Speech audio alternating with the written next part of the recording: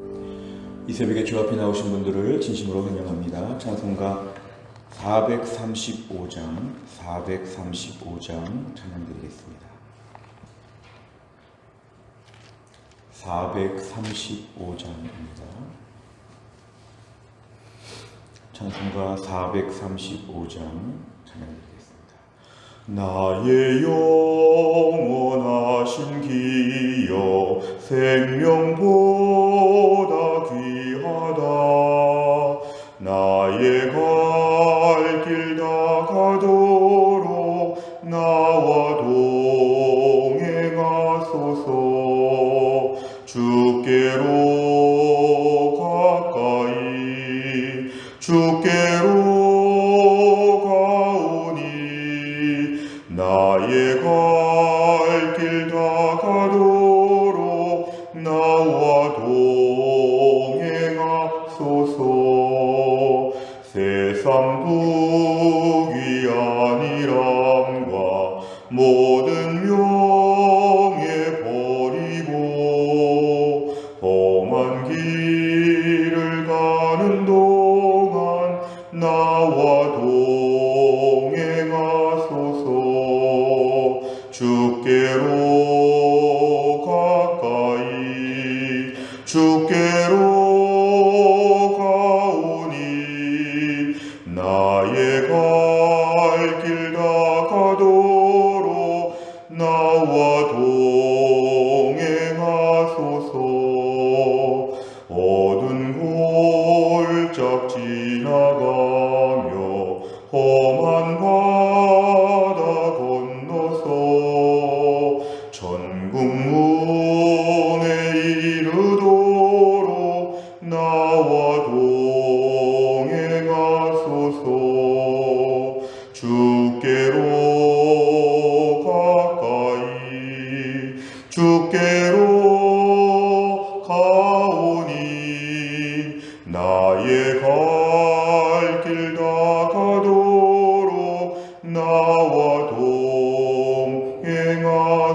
동행하소서. 아멘. 하나님 말씀은 사도행전 16장 16절부터 32절까지입니다. 사도행전 16장 16절 신약성경 215페이지에 있습니다.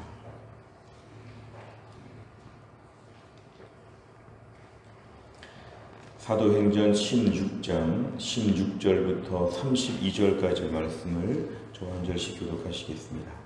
사도행전 16장 16절부터 32절까지입니다. 제가 먼저 읽겠습니다. 우리가 기도하는 곳에 가다가 점치는 귀신 들린 여종 하나를 만나니 점으로 그 주인들에게 큰 이익을 주는 자라.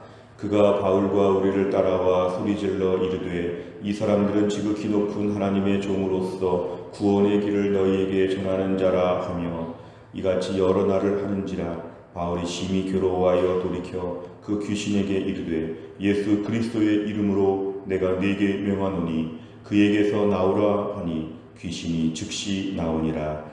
여종의 주인들은 자기 수익의 소망이 끊어진 것을 보고 바울과 실라를 붙잡아 장터로 관리들에게 끌어갔다가 상관들 앞에 데리고 가서 말하되 이 사람들이 유대인인데 우리 성을 심히 요란하게 하여 로마 사람인 우리가 받지도 못하고 행하지도 못할 풍속을 전한다 하거늘 우리가 일제히 일어나 고발하니 상관들이 옷을 찢어 벗기고 매로 치라 하여 많이 친 후에 옥에 가두고 간수에게 명하여 든든히 지키라 하니 그가 이러한 명령을 받아 그들을 깊은 옥에 가두고 그 발을 착고에 든든히 채웠더니 한밤중에 바울과 실라가 기도하고 하나님을 찬송하며 죄수들이 듣더라.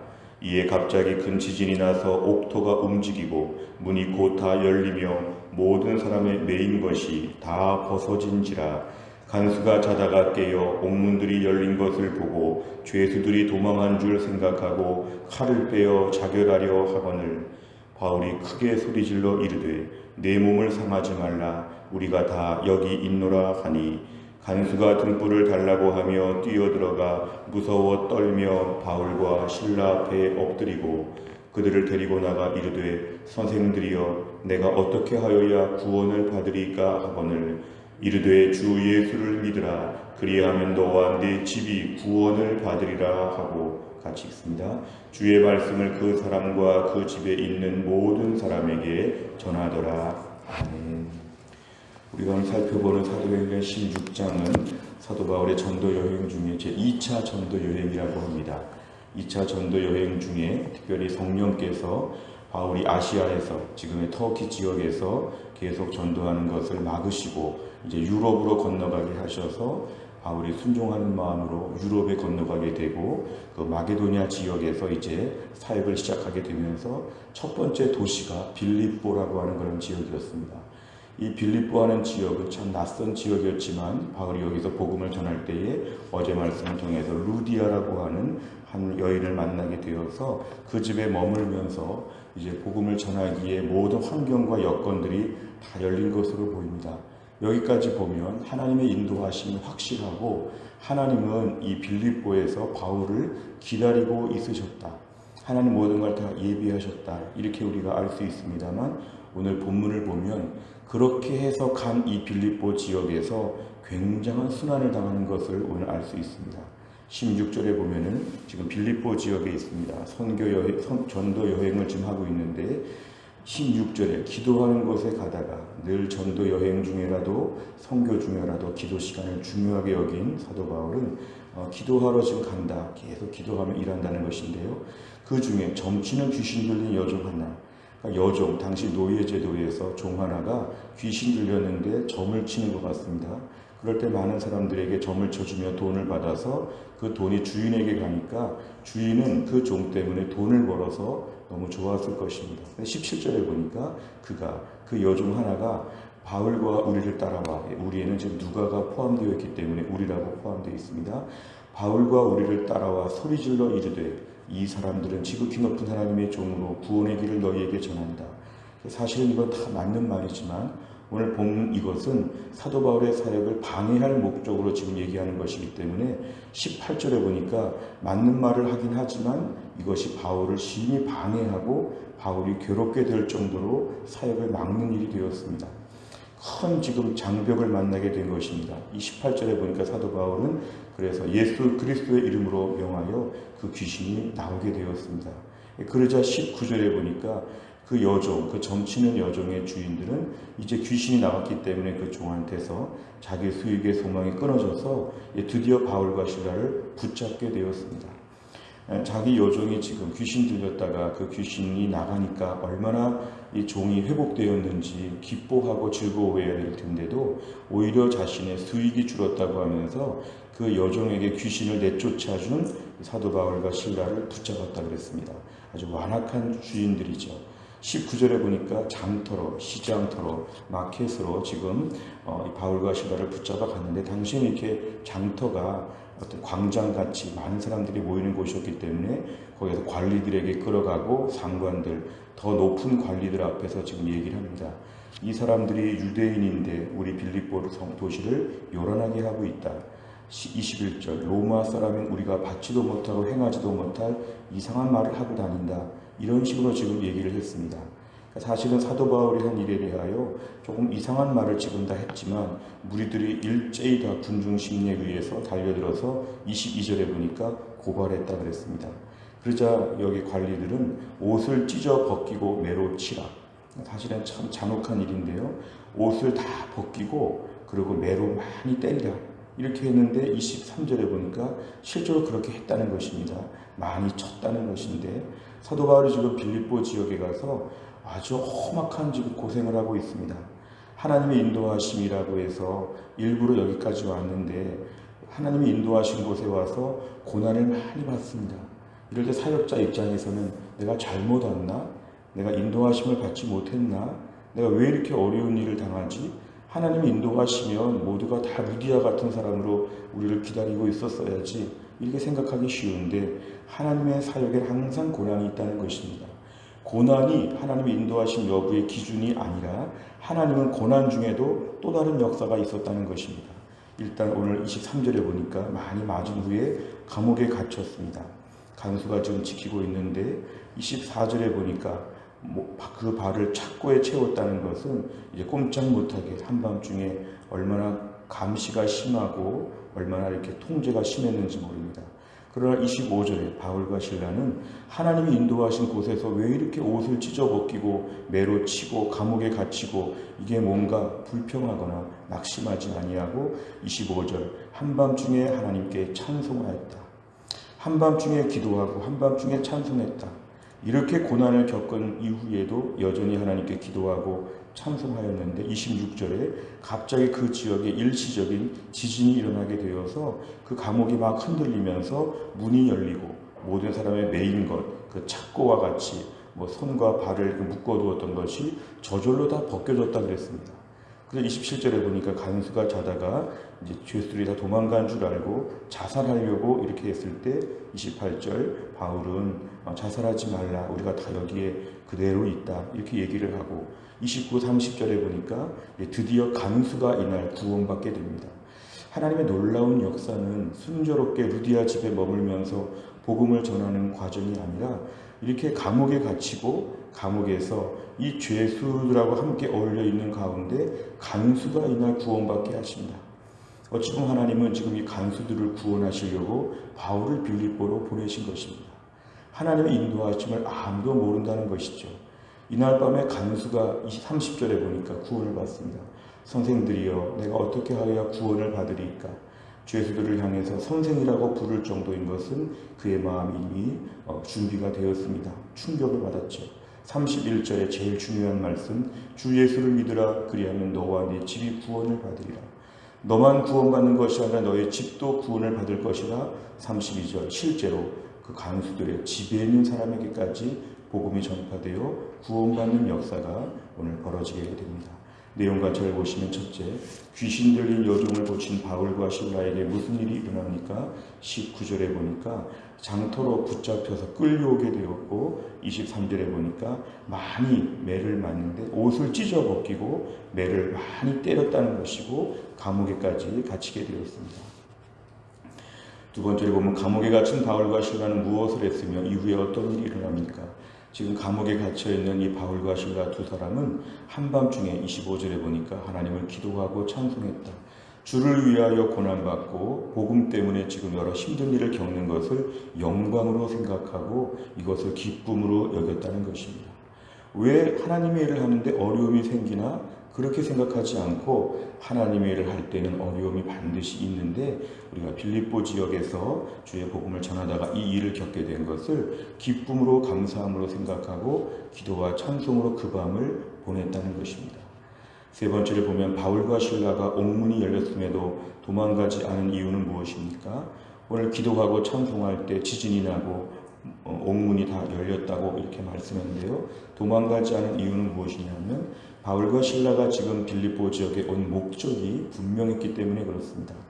바울과 실라는 지금 이 지역에 관광을 온 것이 아니라 전도하기 위하여 복음을 전하기 위해서 왔기 때문에 빨리빨리 도망을 가고 빨리빨리 피해가는 것이 목적이 아니었습니다. 매도 안 맞아야 되고 어서 잘 다른 도시로 도망가는 게 목적이 아니라 이 지역에서 하나님의 일하심을 살펴보는 것이죠.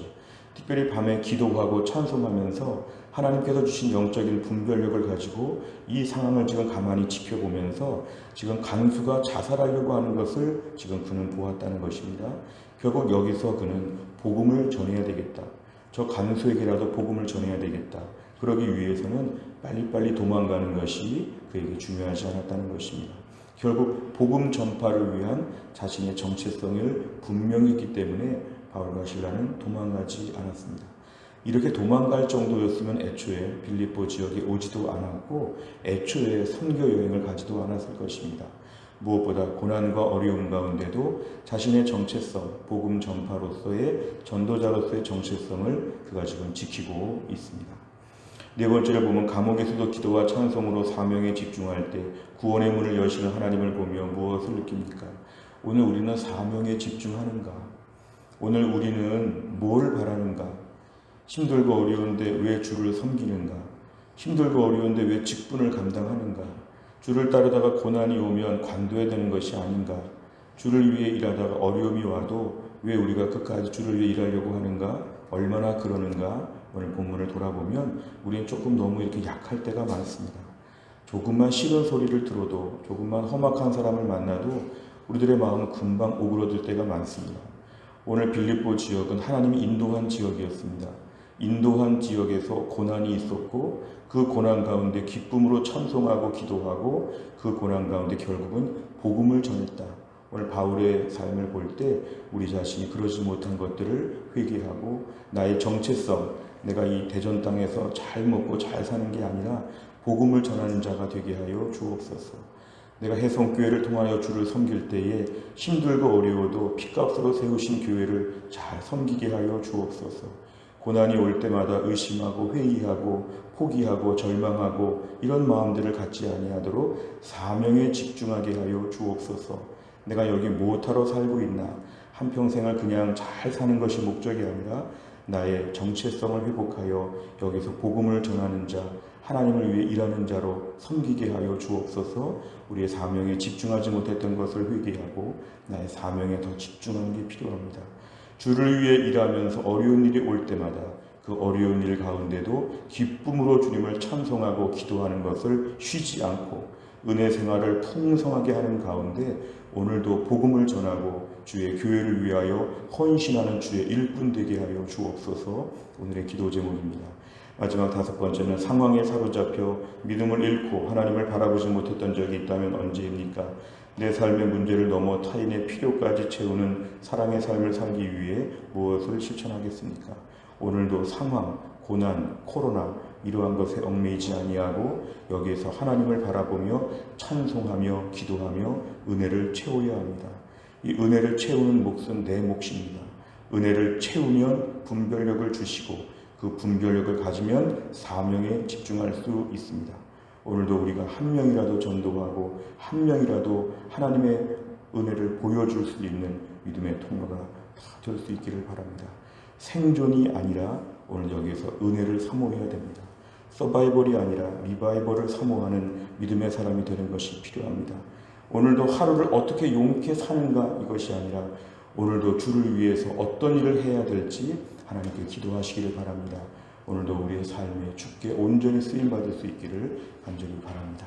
기도하겠습니다. 하나님 아버지 감사합니다. 오늘도 하나님께서 우리를 깨우셔서 이 새벽의 하루 첫 시간 하나님께 나와 찬송하고 말씀 듣고 기도할 수 있도록 저희들을 불러주심을 감사합니다. 오늘의 말씀을 보면서 사도 바울과 실라가 하나님 아버지 빌립보 지역에서 극심한 어려움을 당했습니다.